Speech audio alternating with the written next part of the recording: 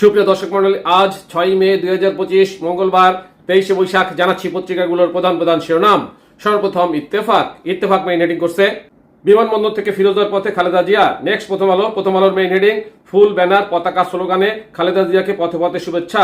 এরপর যুগান্তরের main heading Khaleda জিয়াকে স্বাগত জানাতে বিমানবন্দরে নেতাকর্মীদের ঢল। নেক্সট জনকণ্ঠের মেইন হেডিং ফিরোজার উদ্দেশ্যে রওনা দিয়েছেন খালেদা জিয়া। এরপর ইনকলাবের মেইন হেডিং লক্ষ জনতার ভালোবাসায় সিক্ত হয়ে বাসার পথে খালেদা জিয়া। নেক্সট আমাদের সময়ের মেইন হেডিং বিমানবন্দর থেকে ফিরোজার উদ্দেশ্যে রওনা দিয়েছেন খালেদা জিয়া। নেক্সট সমকালের মেইন হেডিং দেশে ফিরলেন খালেদা জিয়া। এরপর জয় দিনের মেইন হেডিং দেশের মাটিতে BNP chairperson Khaleda Zia. Next মানবজমিনের মেইন হেডিং ফিরোজার পথে খালেদা জিয়া।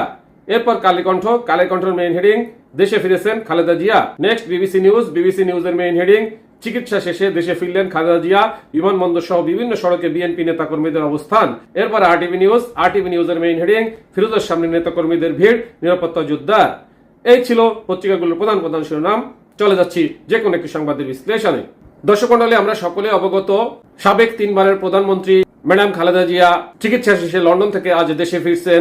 সব পত্রিকাগুলোই তার খবরটা জোরালোভাবে প্রকাশ করছে। আপনাদেরকে নিয়ে যাচ্ছি সমকালের প্রতিবেদনে। দেশে ফিরলেন খালেদা জিয়া। চিকিৎসা শেষে 4 মাস পর 2 গৃহবধূকে সঙ্গে নিয়ে দেশে ফিরেছেন বিএনপি চেয়ারপারসন খালেদা জিয়া। খালেদা জিয়া পুত্রবধূ ডক্টর জোবায়দুর রহমান ও সৈয়দা শারমিনা রহমান স্মৃতি সহ সফর সঙ্গীদের নিয়ে কাতারের আমিরের দেওয়া এয়ার অ্যাম্বুলেন্সে করে মঙ্গলবার সকাল 10টা 38 মিনিটে হযরত শাহজালাল আন্তর্জাতিক বিমানবন্দরে অবতরণ করেন। খালেদা জিয়া এবং তার 2 পুত্রবধূ ডক্টর জোবায়দুর রহমান ও সৈয়দ শর্মিনা রহমানকে ঢাকা বিমানবন্দরে অভ্যর্থনা জানিয়েছেন বিএনপি মহাসচিব মির্জা ফখরুল ইসলাম আলমগীরের নেতৃত্বে দলের স্থায়ী কমিটির নেতারা। জোবায়দুর রহমান দেশের মাটিতে পা রাখার মধ্য দিয়ে 17 বছর নির্বাসিত জীবনের অবসান ঘটল। জীবনের ঝুঁকি থাকায় জোবায়দা বিশেষ নিরাপত্তা দেবে পুলিশ। তবে তাকে নিরাপত্তা দেওয়ার নামে প্রতিবেশীদের বিরক্ত না করতে দলীয় নেতাকর্মী সহ সংশ্লিষ্টদের নির্দেশ দিয়েছেন তারেক রহমান। গুলশানে বিএনপি চেয়ারপারসনের ভাড়া বাসা ফিরোজা এবং ধানমন্ডিতে জোবায়দুর রহমানের বাবার বাসা মাহবুব ভবন প্রস্তুত করা হয়েছে।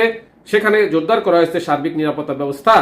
এই ছিল সেখানকার সর্বশেষ খবর এবং পত্রিকাগুলোর প্রধান প্রধান শিরোনাম। সাথে থাকার জন্য ধন্যবাদ। আসসালামু আলাইকুম।